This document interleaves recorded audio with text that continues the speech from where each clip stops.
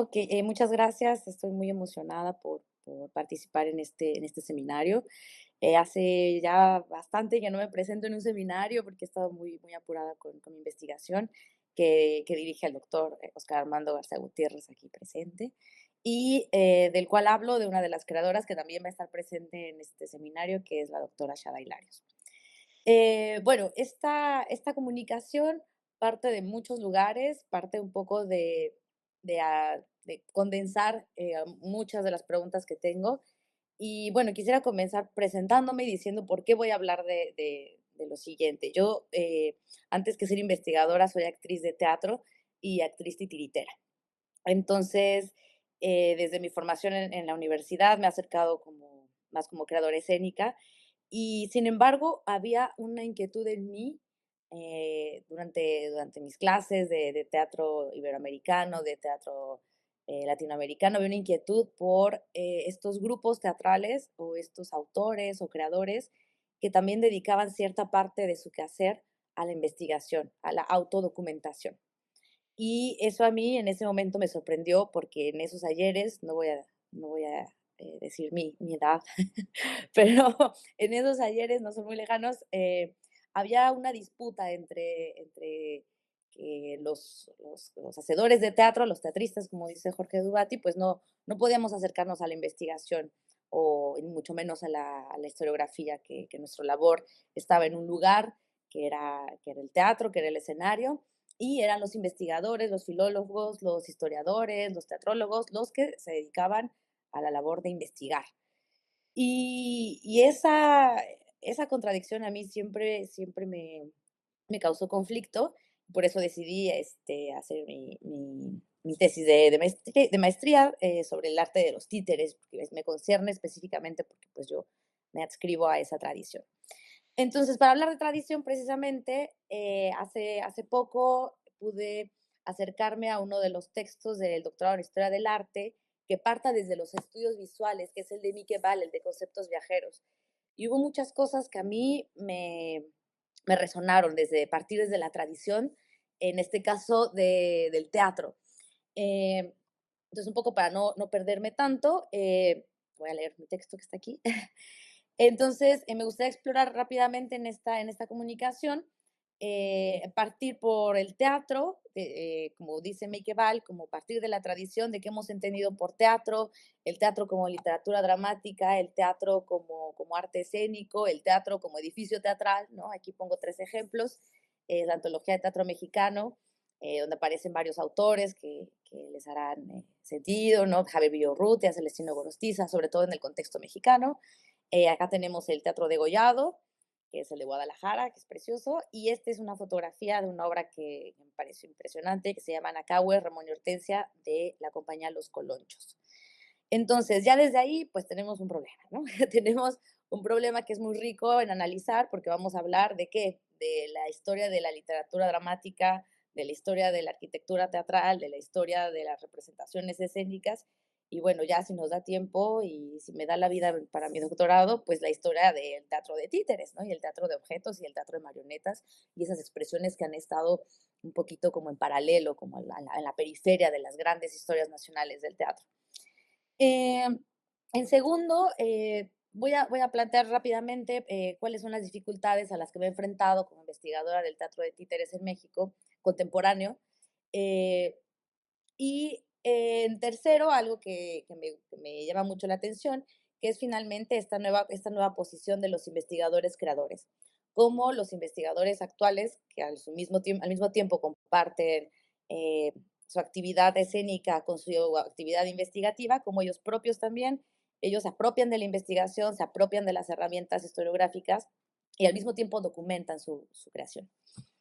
Entonces, bueno, eh, Griselda Pollock habla en un interesante artículo que se llama ¿Hacia dónde va la historia del arte?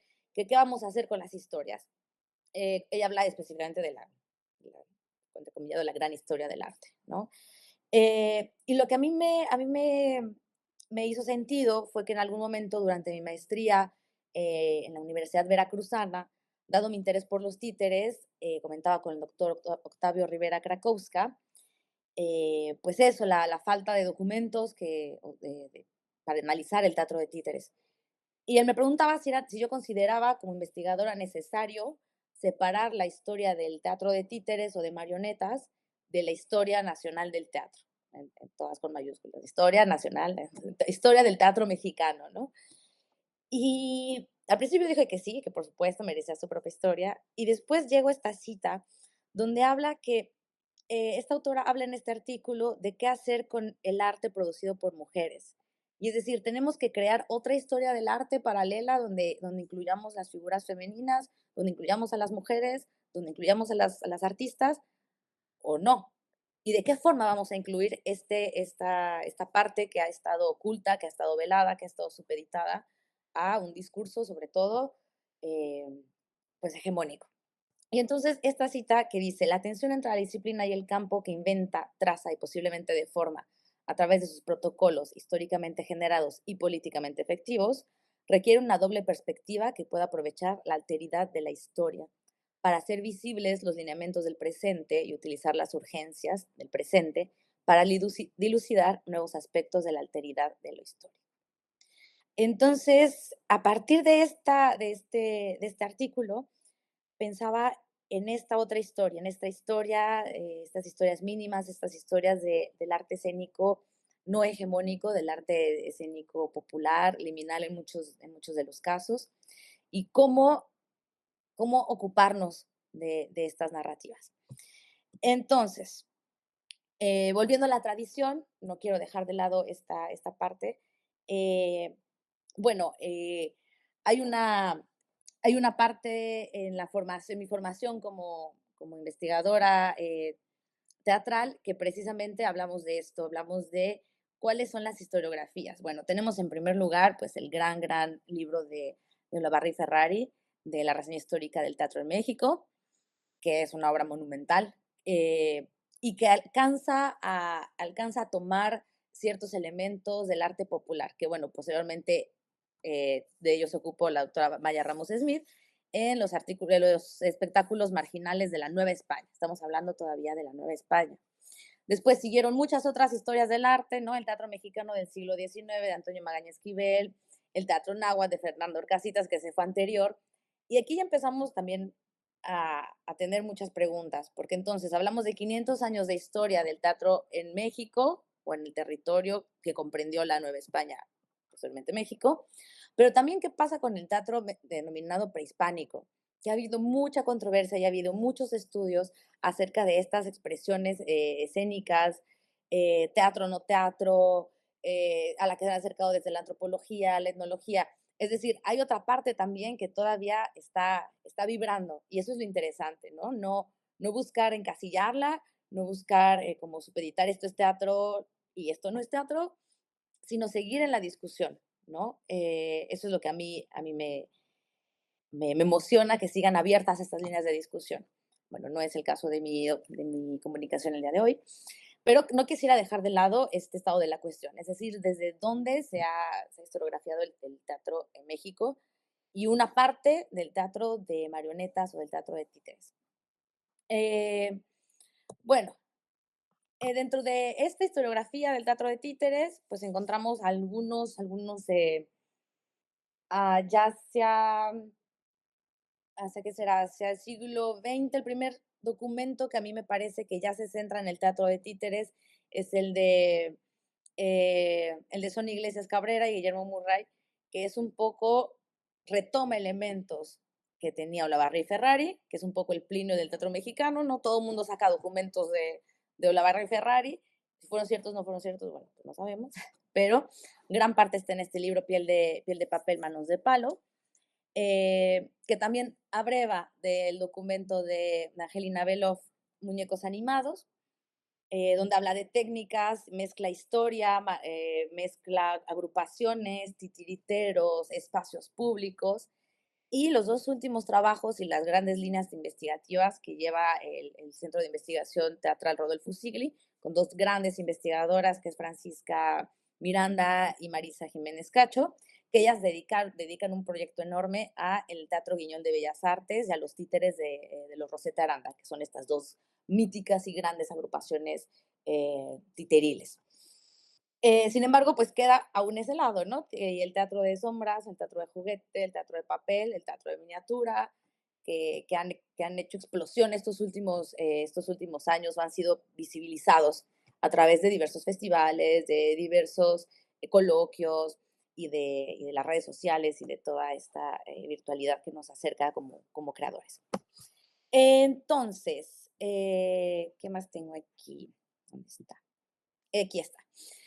Entonces, lo que a mí me llama la atención y lo que yo estoy enfocándome, y es parte de mi discurso en mi tesis doctoral, es hablar de la investigación-creación, de todos estos creadores que de alguna forma u otra nos hemos insertado en la investigación, que que desde cómo producir conocimiento desde nuestro campo. Entonces, pongo aquí unos pequeñitos ejemplos. Está el maestro Carlos Converso, que ha publicado, él es de origen argentino, radicado desde hace muchos años en México, gran profesor de la Universidad Veracruzana, y propone esto, ¿no? El ensayo del titiritero, junto con otros libros. Desde el lado de Argentina está Emilio García Huevi, también investigador y profesor, que él mismo se cuestiona sobre su trabajo. ¿Sí? Y un minuto, Iris.